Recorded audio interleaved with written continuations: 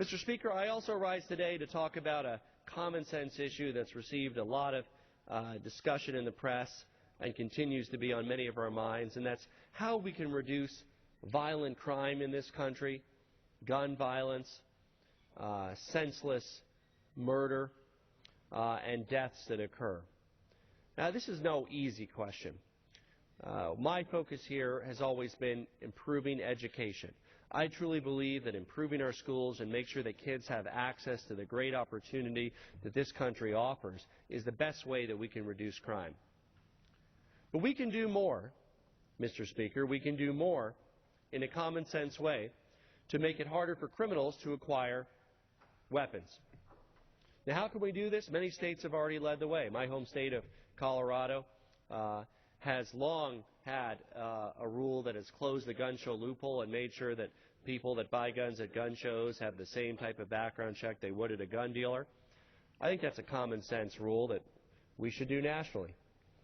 I also think that we need a national way to make sure that when somebody buys a gun that there's a background check.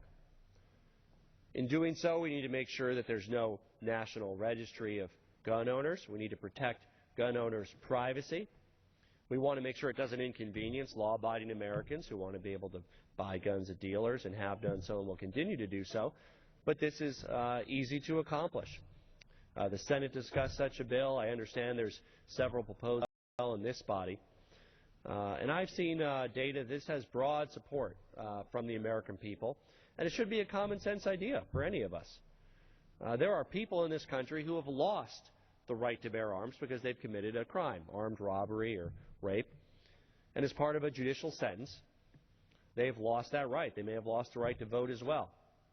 Now, you're not going to stop them from getting a knife or a gun, or no law will stop them from doing that. But we should make it harder.